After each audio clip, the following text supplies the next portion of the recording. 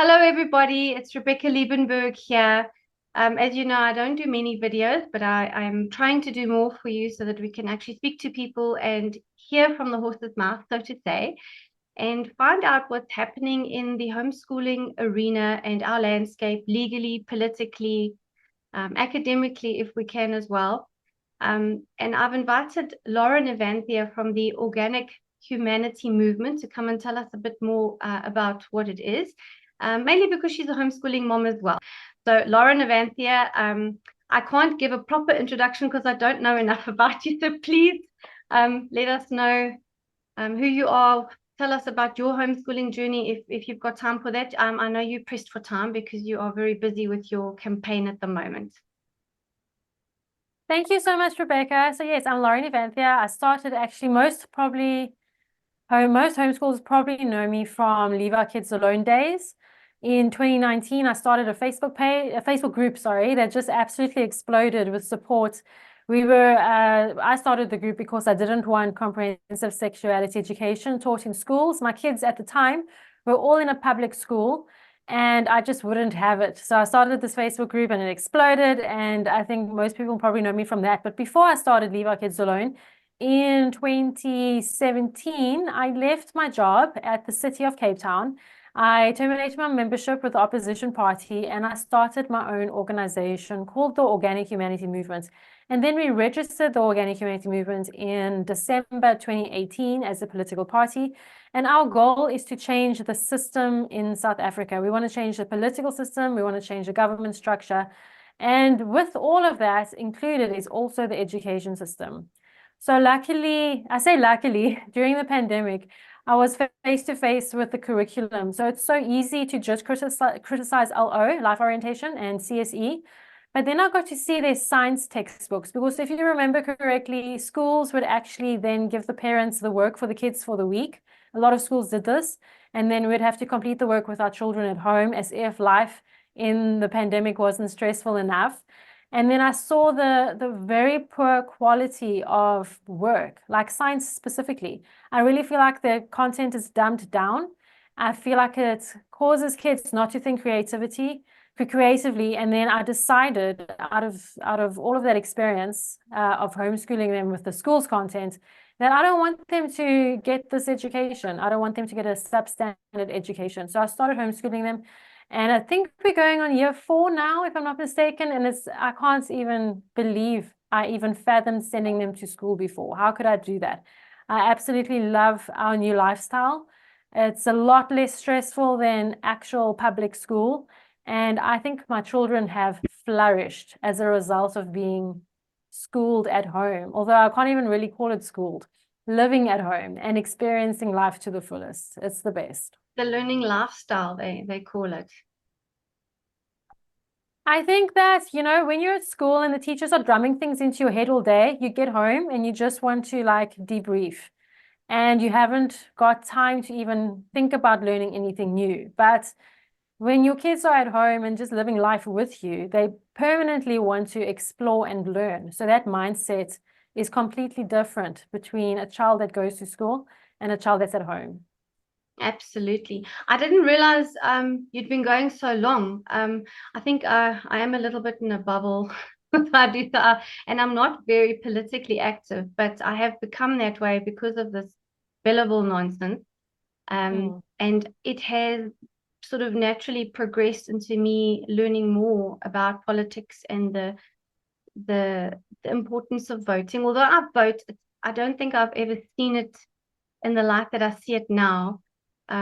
It's just become all important to me, which, if you told me this 10 years ago about myself, I would not have believed you, because I'm anti-politics and here I am being very political. So it's quite a change for me, and I really am out of my depth. I don't understand most of what's happening, but it's been very interesting. I had no idea there was actually so much to it. But I can also see from all the contacts I've made, it's very stressful for the people who are involved. How on earth are you managing all of this? And homeschooling, because your kids are still younger. I don't know if they are at the stage yet where they do the bulk of their work on their own. Yes, so I have a 10 and 11-year-old girls and 13 and 14-year-old boys. And so I think if they were much younger, I don't think it would be easy to do this. I started OHM in 2017 when they were still at school, so it was still okay. Now that they're older, it is easier. I've always said, it was during the Leave Our Kids Alone campaign where I realized if you really love your children, you have a duty to be involved in politics. It takes parents sometimes an event for them to realize this, and I think the Billable has been that event for many parents. So coping with everything I'm doing, it's tough, and I think there was a stage where I was really hard on myself. I either felt like I was neglecting my children or neglecting my work in OHM. But now I just take every day as it comes. I have a sort of schedule I sort of stick to, where it's the first half of the day is the kids, the other half of the day is work. And it works for us. And I just try to make sure my kids have a lot of experiences out of the house. So just like I'd want to get them out of the classroom, I want to get them out of the house. So we do as much as we can outside. And I'd encourage all parents to do that. Balancing both is hard, but luckily with OHM, I'm my own boss. You know, if you have to work for someone and put in certain amounts of hours, I can imagine it being very challenging. But I've got that going for me at least, that I can manage my own time. And I think that helps. They're pretty independent. I think all homeschooling kids are pretty independent when it comes to making themselves lunch and things like that. So I think it's an awesome mix, because then they also get to see the political side. They're getting to see these signatures come in. They're doing the countdown with me. They, I think, understand more or less what it takes to run a campaign. So they're like learning in the background as I go along, besides the subjects that they do as That's well. incredible. That's like a whole syllabus for a subject on its own. Like, Politics, absolutely. Yeah. Your kids aren't as young as I thought. I had the impression that they were younger. So no, that's totally doable when you've got older ones, and they also look out for the younger children. So that makes it more possible. Well, it helps a lot. And then obviously my husband will take them to athletics or whatever in the afternoon. So it's a nice balance, a nice give and take balance like that. I can never imagine them being at school. They can't imagine ever going to school. And I agree with them. My boy said if the government ever forces it, they will do everything in their power to get expelled. And I think that's a brilliant idea. They need to read the definitions of what's the serious misconduct. Yes. Punitive measures are real. My oldest said he'd actually do a YouTube channel to see how quickly can I be expelled from school. He will have many viewers, I'm sure. Absolutely. So tell me more about OHM specifically. If I understand it correctly, okay, and just correct me because I'm not sure I've got the right picture. It's a burgeoning political party that basically stands for the kind of democracy where you actually vote for every specific little thing. Yeah, do I have the vague picture there? No, actually, it's not quite that. It's more than that. I'll share my manifesto with you. Maybe you can share it with your viewers as well. We want to change the first political system and government structure in the country so that we are a better representation of democracy. A lot of people will say democracy doesn't exist in this world. I think I agree. I don't think democratic principles have been properly applied in any governments in the world today. So it's about bringing South Africa back to proper democracy, not that it's ever had proper democracy, but bringing us to a better democracy where individuals have more freedom to live their lives, where government leaves people alone, and where people can just prosper without government interference. So just like I started hashtag Leave Our Kids Alone, we want to say to government hashtag Leave Us Alone. You know, we just want to get on with our lives. We don't want all this regulation. We want a political system where we can vote directly for our leaders. So we call ourselves the party to end all parties. We have a step-by-step plan in place where we will get to a point in our democracy where all political parties are dissolved. And then we go to new elections where only independent candidates will run for public office. And it's beautiful because we can have homeschooling moms like you decide to run for public office if they feel they need to, either at a local level or at a national level. And I think it'll be beautiful. So that's what we want. We also want, can you imagine South Africans voting directly for their president? Instead of having National Assembly decide who the president is, 400 seats, take a vote on who the president is. Instead of that, the whole country chooses a candidate.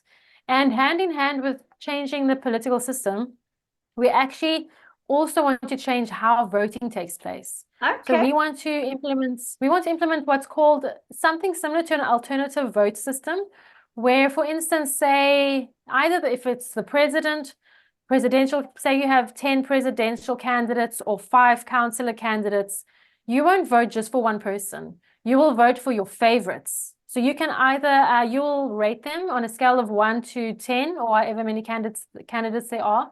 And you can either put like 1, 2, and 3 on your 3 favorite candidates, or you can rate all of the candidates. But at the end of the day, you pick who you want and you leave out who you don't want. And what this voting system does that's so beautiful is that if you look at everyone's ideologies and everyone's preferences, it doesn't matter. When you mush all the results together, the weakest candidates fall out the bus, and what is left in the pool are the strongest candidates. And then out of that pool, the strongest candidate will come forth and win the seat.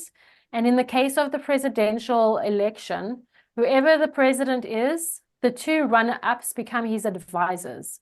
So all in all, I feel like this is a more representative democracy where more voices are heard. It's more fair, it's less adversarial. And I think it reflects what a democracy should look like in this modern 21st century. Yeah, that sounds nice. It almost sounds like it would be a way for us to also spread our risks. So if a president is elected and his advisors is not somebody he chooses, but somebody who speaks for a vast majority as well, he won't, if I'm understanding, he won't unilaterally be able to implement things that would upset the people. That sounds awesome. I unfortunately don't understand enough about the structure of politics to ask you all the right kind of questions. I wish I did.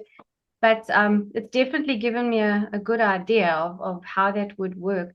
So for the organic humanity movement to get into parliament, to start making enough waves to influence politics this way, what do you need to do and what do we need to do as the people? Because surely if enough people like this and say, yes, let's go for it, what do we do? Okay, so interestingly, last year, the Electoral Act was changed. And it's a very big drama, a very, very big drama story. But it was changed because an organization wanted to make provision for independent candidates to run alongside political parties at national and provincial legislature. And what happened is that the government said, okay, fine, let's make room for them. They changed the system, but then they decided, okay, if independent candidates are also going to run for public office, they need certain barriers of entry. So their barrier was to collect a bunch of signatures and have some funding. All of a sudden, out of the blue, it was specifically at NCOP, National Council of Provinces, where they decided that unrepresented parties, so parties that do not currently have a seat, now also need to meet these new requirements and have 15% of the quota of their region in signatures before they can even appear on the ballots. So for you to just have an opportunity to vote for them. Then the whole ruling was taken to the Concourt. The Concourt decided independents only need 1,000 signatures, but unrepresented parties must still get their quota. For National Assembly, that means 13,890 signatures. So I don't know why they did that when the initial court case had nothing to do with unrepresented parties. It only had to do with independents. So I feel like we are really being unfairly treated, all unrepresented parties. I think in our democracy, when you register as a party, you pay money, you get signatures already, 500 or 1,000. So that's already a barrier. Give parties an opportunity to contest, and then people can decide at the ballot whether they want to vote for them or not. But now there's this barrier in place, and we need to get 13,890 signatures. We're very close to our target. So what you have to do, you can go to any of our social media platforms, download a form, sign your name, and send it back to us via our WhatsApp number. We have collected, I don't know how many thousands in this past week and a bit, but we probably have about 250 signatures left to obtain. Fantastic. So we're asking everyone to please add to their signature. add their signature to our pool of signatures so that we can be compliant, so that we can appear on the ballot. And then if you want to vote for OHM, you'll have the opportunity to do so. But if we don't reach this milestone, there won't even be an opportunity for people to vote for what we call essentially is system change. What it sounds like they've done is put limitations in place to basically prevent the public from having a greater scope of choice. I like that you say that, Rebecca, because it does seem to me that you're taking choices away. It's like if you go to the shop and there's 100 different brands of chocolates, you have a choice. But if there's only 2 brands, then there's no choice really. So I feel like what they're trying to do is give an illusion of choice. The parties are really trying, if you look at some of the previous news articles in 2023, it seems the parties currently in government are really trying hard to hold on to power. So that's one thing that they are all united on, is keeping unrepresented out. However, positive news, I feel like our members and supporters have really risen to the occasion. I've gotten signature submissions from people I've never heard of in my life, and some of them have gotten numerous signatures for us. So I feel like our support is much wider than I ever really knew until this exercise had to be done. So that's positive. We've managed to overcome the obstacle that threw in our path. We're almost there. We suspect we'll be there by this evening, and then we'll be on the ballot. So we're very excited about that, and hopefully we'll be able to deal with any other obstacle they throw our way with as much ease. So the initial beginnings of the situation where you said an organization wanted to be able to vote for a single president, if I'm understanding that correctly. If they can do that, what is stopping everybody else from just asking the same thing? Or what is stopping us from asking them to fix that law that they changed now?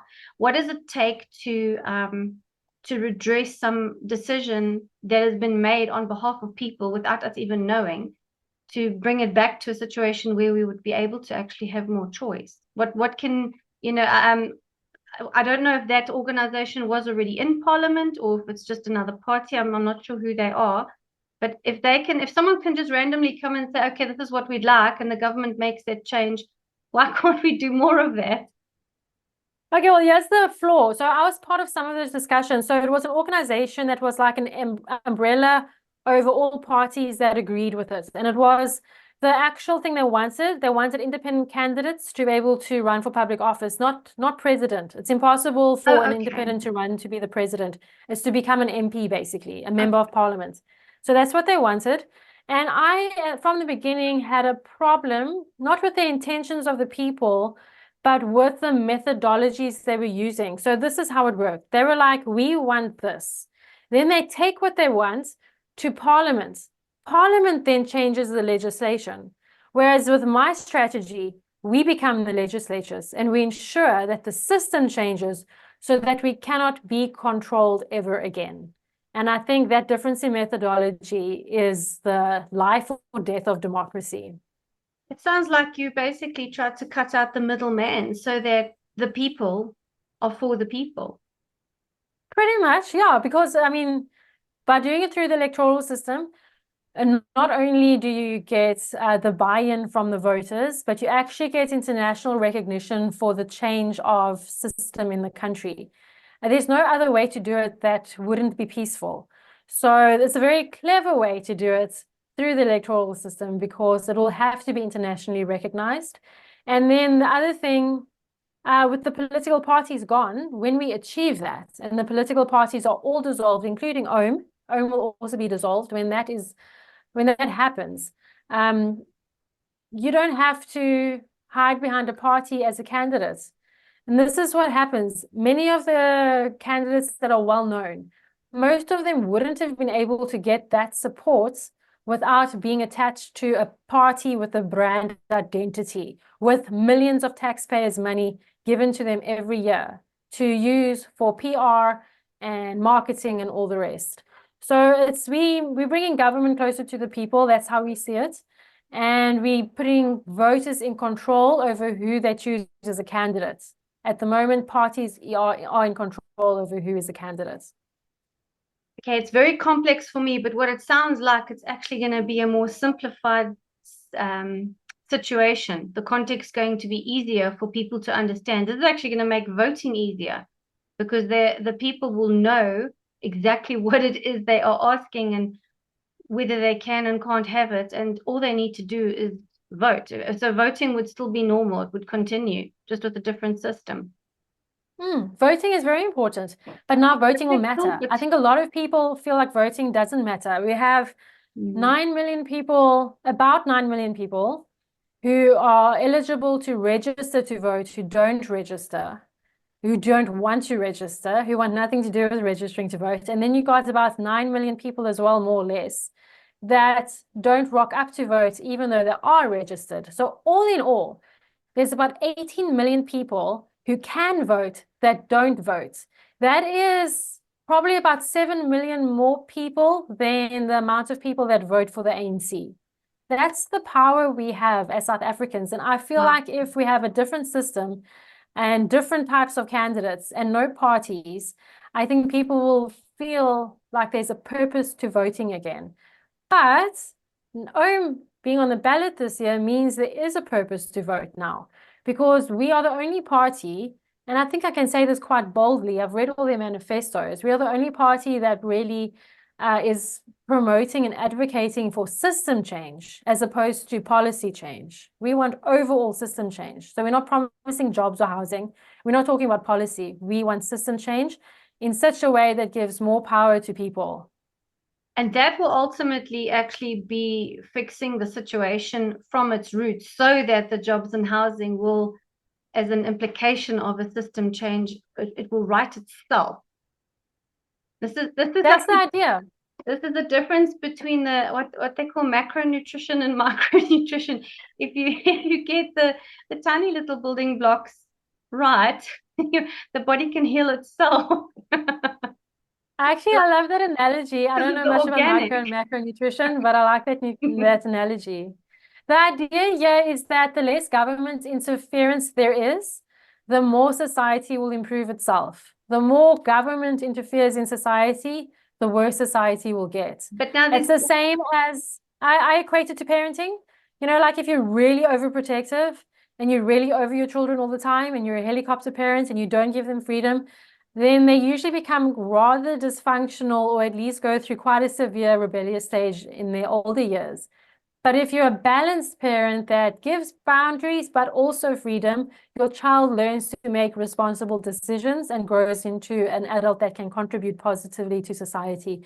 So I see it as the same. Right now, we have a helicopter parent government that wants to control every facet of human existence and is not having positive results on society overall. I like that because I'm definitely guilty of the helicopter mom nonsense for many reasons. But as you were talking now, it struck me that everything is age appropriate. And I know that I relinquished that sort of control over my children as they got bigger and bigger. And then, you know, they can go further afield. And maybe we can look at South Africa in the same way. We've really gone through a lot and we've grown.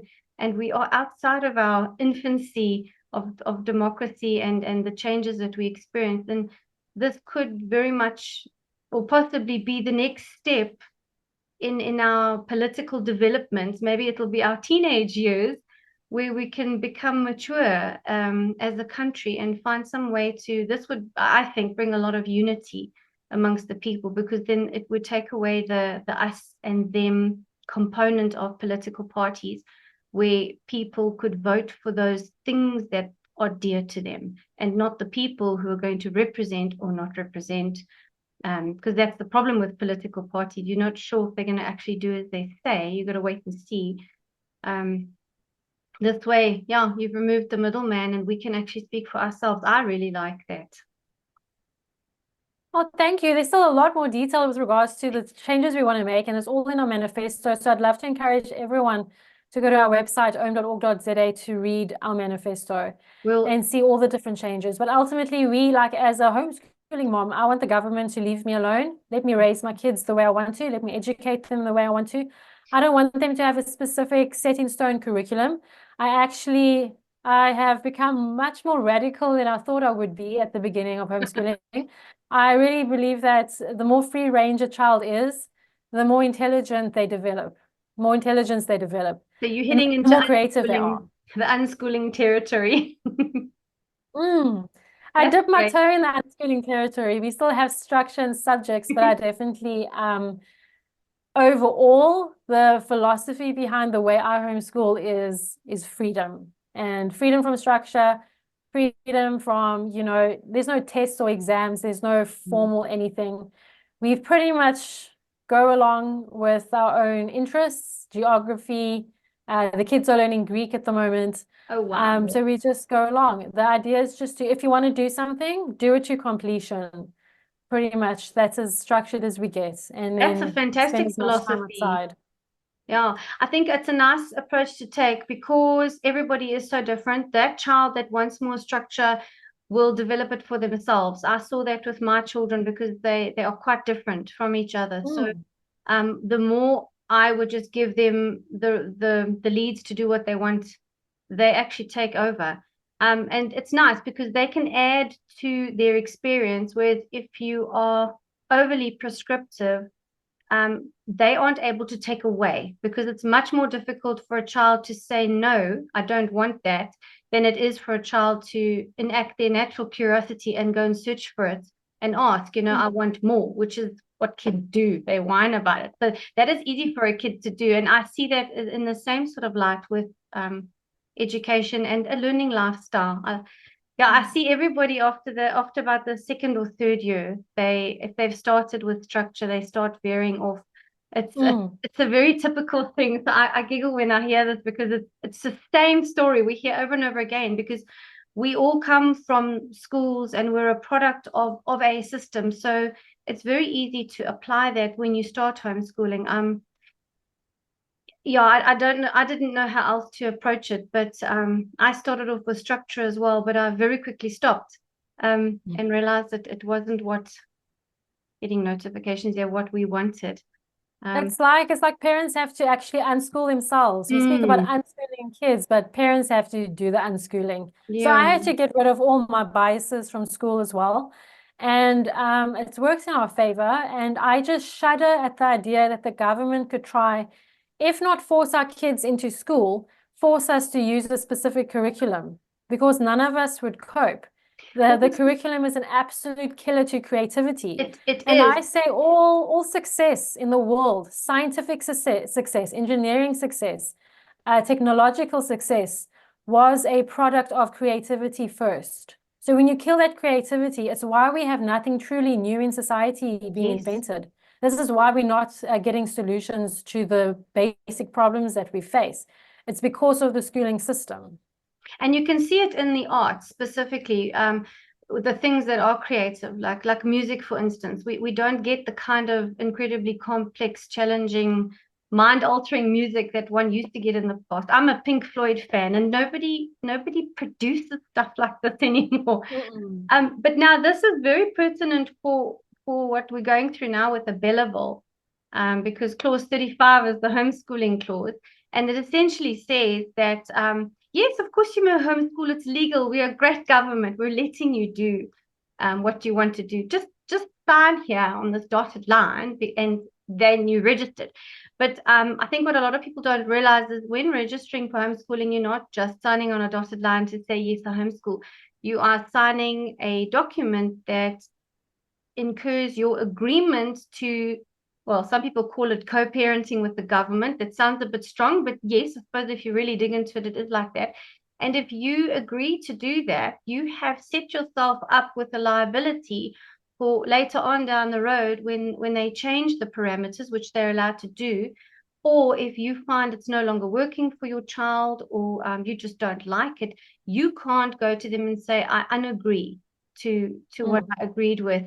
We don't want to do it this way. And then, of course, all those requirements do include, I think they want like 50% of the curriculum has to, the skills and content have to be adhered to. There's a whole list of things. So the registration process is where we are falling off the bus with our government, and we we can't even vote that away because most of it's already in the SASSA. So it's an existing document, and it's not going to go away until we actually do have systems change, because that underpins a redress of what we have been living under for a long time. I definitely agree with what you say. And I also feel like, with the billable, there's so many times I've wanted to say something about it. And to criticize and pick the billable apart is one thing. But I actually have a problem with the entirety of the education system, billable aside. And so it's so much more than attacking the billable. I was mortified when the president said at one of his State of the Nation addresses that he wants to make 2 years before grade R compulsory, meaning that it'll be compulsory for 4-year-olds to go to school. Is he out of his mind? It is unbelievable. My kids didn't go to pre-primary, luckily, for short periods of time, but a child belongs with their mother. And if there are people having children who don't want to be mothers, address that separately, but don't force the entire nation's children, 4-year-olds, to go to school. And the billable is making grade R compulsory, if I'm not mistaken. And I think that is such a blow to freedom, because this is where I see it going. Grade R is compulsory now. Next time, grade RR is compulsory. Next time, even before that, you have to send your child to an ECD from 18 months. They're already talking about that. It's already the next step is that women are going to be nothing but birthing machines for the government to birth more subjects to vote those in power. I won't have that. It's ridiculous. I read on the Department of Education's website years ago, and I can't find it anymore. They keep changing things. Unfortunately, I wasn't in the mindset where I used to take screenshots and pictures and stuff. I didn't know that would really be necessary. You can't conceive of a time where you have to actually point to your government and say, but you said this. Because if there's no record of it, they just say, no, we didn't. But anyway, I read over there what the ultimate plan is, and it's so shocking. I'm going to tell you what it is. They want control from the moment of conception, actually, so that there will be a program for a pregnant mother to follow through to produce a child that is of a certain quality, so that they can go straight into a system and be educated. And they frame it in such a nice way, because they talk about how they're looking after the mom. It's really good for the baby. They're going to do all the prenatal vitamins and stuff. But then, of course, there's a lot of other things in the background that we know are also going to be implemented. We know that governments run tests on their own people. So, and then, of course, there's the whole abortion matter. So other countries are delving into some very strange spheres of post-abortion and assisted suicide for children from 12 years old. It's if you start looking at what is actually going on, and you sort of put a pin in that and then look at where we are heading, it's the same direction. And it gets very scary when you think that what we're fighting now is, I don't want to register because you're going to force me to implement a curriculum that I know is not good for my children. And that on its own doesn't seem like a really huge war to fight, because it's just content. You can always sit with your children aside and say, listen, this is what we have to learn, but actually this is how we see it as a family. And that's not the same kind of problem as you're a young mother and you don't maybe have the support system of a family, and you become a ward of the state almost, where they're going to dictate to you how to be pregnant, how to birth, what to do with your baby, and then how to school that child. It almost becomes pointless having a family, because they're not your people anymore. I've always seen a family as a microcosm of unities, and it grows. You've got your family and your extended family, then you've got your community, and then your sort of cultural group, and your province, and then your country, and then it becomes global, and it just keeps spreading out like that. But they are wanting to micromanage it to such an extent that all that will fall away and nobody will actually have a voice anymore. It sounds like the storyline of many dystopian novels. Yes. Like 1984 or many of the others. where I remember one we watched where there was like one pregnant woman left and they had to keep her in hiding. Oh, that's fine. The authors that wrote these books, I believe, could see the warning signs. It might be fiction, but I think they saw the warning signs and wrote what seemed obvious to them. Well, art And imitates life, and it is exactly yeah, that. They see it coming. they have. And Angie Motshekga, I remember at the height of the Leave Our Kids Alone campaign, Angie Motshekga, the minister, said that the government's responsible for the well-being of the children of the country. And that is absolutely not true. I wish I kept the actual article because we've shared so much on that group. It really got lost, but I think it's terrible but that's the government's mindset. One Yeah. of the reasons I started OHM to begin with is that the government will attach itself onto any problem in society and leverage that problem as a means of creating more opportunity for them to control the population. And And people fall for it. instead of running the actual country, like infrastructure and basic services like waste management, instead of running the nuts and bolts of the governments and the country, they're trying to micromanage people through legislation. What And what we can't let that happen. what really gets me is that people keep falling for it. I suppose I used to fall for it as well, but at some point we really have to take the blinkers off and find a way to just be able to be real. I still don't understand why people believe what they do. I think it might have to do with feelings of loyalty, fear of the past, that sort of thing, which are all legitimate. But I don't know if you've got any ideas from a political perspective, what can be done to encourage a population to step outside of their comfort zone and just think a little bit more about these kind of things. It's a sad answer because it seems only disaster. Only when disaster strikes do people wake up. So OHM had 85 members before the pandemic hit.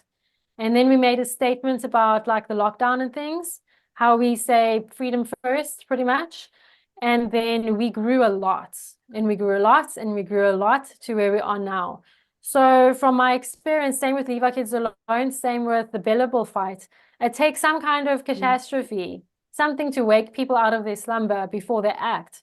So just the fact that there's more people that are not yet awake to what's happening just suggests to me that when something happens, more people will act. And I find that extremely tragic because I feel like tomorrow we could put the changes in place if everyone just got on board. We could have it happen in a blink of an eye. But everyone has to go through their own personal journey first. And I kind of realized a while back that it all stems from our childhood. We have to liberate ourselves from our own childhoods, our parents, our family structures, and all the beliefs that we had. From infancy, we taught to just accept, obey, and respect authority, no questions asked. Family authority, religious authority, educational authority, political authority. And we don't let that go as adults often. Most adults who are just towing the line, doing what they think is the right thing, voting without really thinking about the other options, they just continuing that mindset of you must obey someone just because they're older. You must respect someone just because they have some kind of title. And Kind of people like don't actually live brainwashing. out of that. And I like what you said, that we think we're doing the right things. I don't believe people do things out of malice and too much effort. So they really believe that what they're doing is right and good, and it's because of lack of introspection and lack of thinking about it. Yeah, I suppose you're right. It takes, what's that book they called, Who Moved My Cheese? We've got to move everybody's cheese before they start thinking. Sounds about right. Even Angie Motshekga and Elijah Mplanga, who's the spokesperson, I feel like they believe they're doing the right thing because they're looking at the most dysfunctional homes. They're looking at homes where children are experiencing the worst things imaginable. So when they give their speeches and when they want to implement their things, they 100% believe they are doing what's best for the country. So that's why, people can believe that that's fine, but then we have to go back to the principle of freedom. Yes. Give other people the freedom to do what they want. If someone disobeys the law, then prosecute them. It's illegal to beat people up. It's illegal to beat your children. So then prosecute the person for doing something illegal. But they're trying to literally control what you ideologically teach your children. It's not even about academics anymore. It's an absolute nightmare. And we can't have any government, I don't care which party is the ruling party, not a single party should have that level of control over the population. I totally agree. And I think the biggest, the weakest chain in the link here is going to be enforcement, because it's nice having good laws, but if we can't use those laws, what is the point? So we really need, for instance, a good police. Let's not go there. Yeah.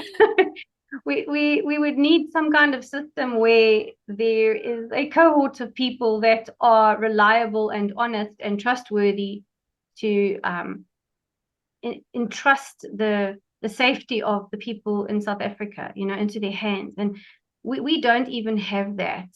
So that alone is going to be a huge job for any of the parties that get in, or whoever the people are who are voting for it. So it's going to, if your vision becomes true, it looks to me like it's going to become incumbent on the people to learn more about what they want and why they want it, so that they can vote.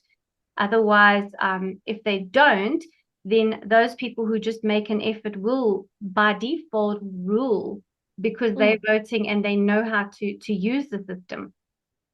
So education is still the key here. And the younger they start in brainwashing the children and teaching them not to think for themselves, which is also what I believe CAPS does.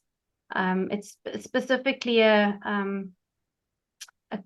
cognitive impediment tool, really. Oh no, sorry, my camera seems to have died. Oh, wow. Sorry about that. Well, I think we've covered pretty much everything anyway, Lauren, and I know you are extremely busy. And I thank you very much for making the time to talk about this, to answer my questions. And I think others are going to have similar questions. I think we should chat again some more, and you can explain more about the organic humanity movement, because this has just really been a taster for me. Thanks so much, Rebecca, for having me on. I think we can also speak about the Bellable. I know there's still some hearings to take place in Cape Town now in March. And I think, just to end off on what you were saying, I think our government has implemented Nazi principles. Hitler said something like, "Give me the youth and I'll have the nation forever," something along those lines. It is sad, but I think there's an opportunity here with OHM. I'm so hopeful about the future. I often have, I suppose, arguments with myself in my head, should I just be a mom? Should I just stay home and just homeschool them and just focus on my children?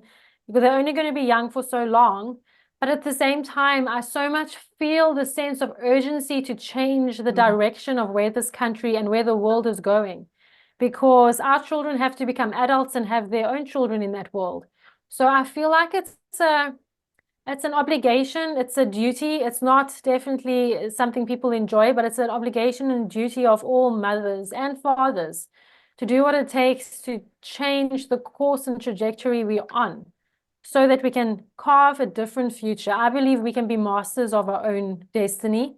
I think we can influence the future with our actions. And I think as parents, we have absolutely every responsibility to do so for the sake of our children. I think that is why we do this, because we know that if we don't do it now, the longer it is left in abeyance to form its own trajectory, it's not going to fix itself. So as much as I agree with you that, and I often feel very guilty of neglecting my family, so I am right there with you. But if we don't do it, it's not going to get done. And I think one of the biggest reasons for that is because our interest in it is not political, and it's not financial. It really is a matter of the heart. It's about our offspring, for goodness sakes. So that is a driving force that I think all governments underestimate.